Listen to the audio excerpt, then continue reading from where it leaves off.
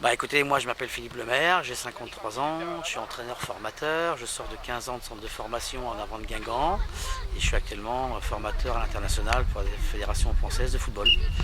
Et durant l'été, après avoir rencontré Miguel et Guillaume, j'ai décidé de m'associer au projet et donc de participer pleinement à la création de ces stages Fougères Football Academy, stages d'été que j'ai déjà dirigé il y a une quinzaine d'années, en Côte d'Armor, d'où je suis. Et donc j'avais dirigé ça pendant 3-4 étés. Donc j'ai replongé cette année parce que le football c'est des rencontres, ça c'était une belle rencontre et le fait de créer des stages m'intéressait. Quel est votre rôle exact là Alors, je suis directeur technique. Alors directeur technique c'est le management des éducateurs, mais c'est aussi le responsable des contenus de formation, des contenus de la semaine. Et donc voilà, en accord avec les responsables, j'ai proposé un contenu technique journalier et hebdomadaire sur les 3 semaines qui a été retenu. Alors justement, quel est le contenu des ateliers? Qu'est-ce que vous faites travailler aux jeunes? Le contenu, il est surtout le matin, le rapport avec le ballon, donc ce qu'on appelle le technico-tactique, et inversement le tactico-tactique l'après-midi, c'est-à-dire le jeu sous toutes ses formes. Le jeu réduit, le grand jeu, voilà, donc c'est plutôt dans cette mouvance-là avec des thèmes comme le centre et reprise, le contrôle-passe et des approches tactiques. Et puis voilà, donc et le jeudi, cerise sur le gâteau, donc on a la venue de Michael Pagis qui lui prend les attaquants en demi-groupe le matin et l'après-midi. Et moi je complète avec un travail défensif. Allez, vas-y. Là, tu peux te battre. Allez, te laisse pas battre. Ici, il m'a doublé. Tu gagnes. Il y a une main. Stop, fini. Alors, ce que je fais, c'est en fait, je développe un petit peu les spécifiques attaquants. Donc pour les jeunes, je leur apporte un petit peu les différents conseils que j'ai pu acquérir pendant ma carrière. Et voilà, si je peux leur apporter pour qu'ils s'améliorent un petit peu. Et puis, je pense qu'ils sont contents aussi d'être à mes côtés. Donc, c'est très agréable.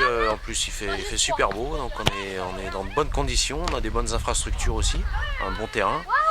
Donc je conseille un petit peu les jeunes footballeurs. Alors les jeunes sont réceptifs, quelles sont leurs questions ou quels points veulent-ils améliorer? C'est assez large. Après, bien sûr, c'est la frappe, quoi. Moi, j'essaye de leur apporter des conseils sur le placement, sur les prises de balles. Après, les questions un petit peu plus hors, pas hors foot, mais disons que il me pose un petit peu des questions sur ma carrière aussi. T'as marqué combien de buts, des petites choses comme ça. Donc voilà, c'est des petits échanges qui sont sympas. Moi, je leur apporte un petit peu de bonheur là, sur des journées comme ça.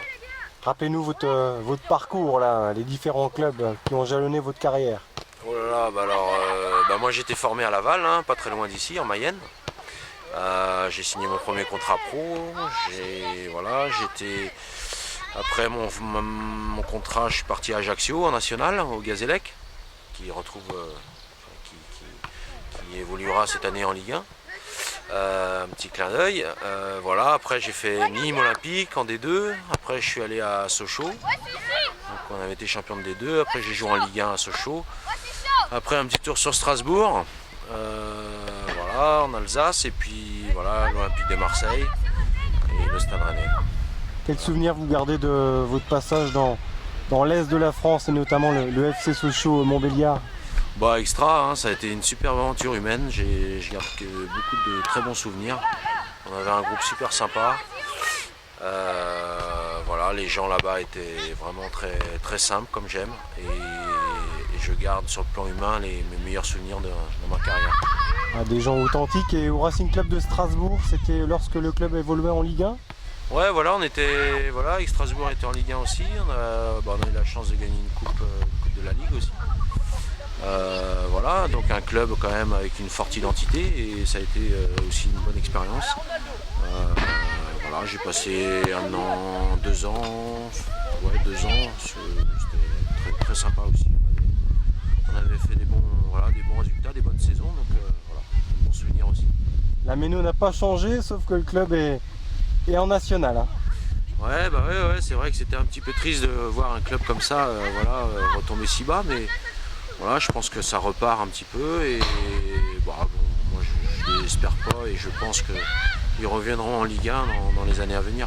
Est-ce que tu suis un petit peu le championnat de national où évolue Épinal notamment, qui est pas très loin de Strasbourg?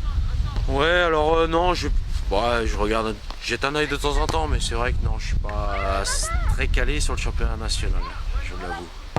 Bon, le beach soccer, on sait que tu étais très impliqué dedans. C'est terminé? Explique-nous. Ouais, bah en fait, à la fin de ma carrière, j'ai évolué avec l'équipe de France pendant 4 ans. Donc j'ai arrêté au mois de septembre dernier. Voilà, bon, à un moment donné, faut dire stop, hein, ça fait quand même quelques années que je suis dans le sport de haut niveau et bon bah ça physiquement ça coûte un petit peu au bout d'un moment.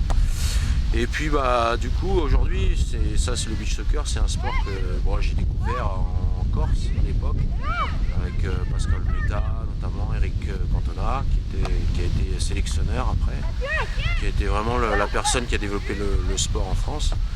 Et donc voilà, aujourd'hui moi j'ai organisé des stages au mois de juillet sur Rennes, des stages de beach soccer, des stages découvertes pour les jeunes de 11 à 16 ans. Et voilà, ça s'est super bien passé. Les enfants étaient contents de découvrir cette discipline.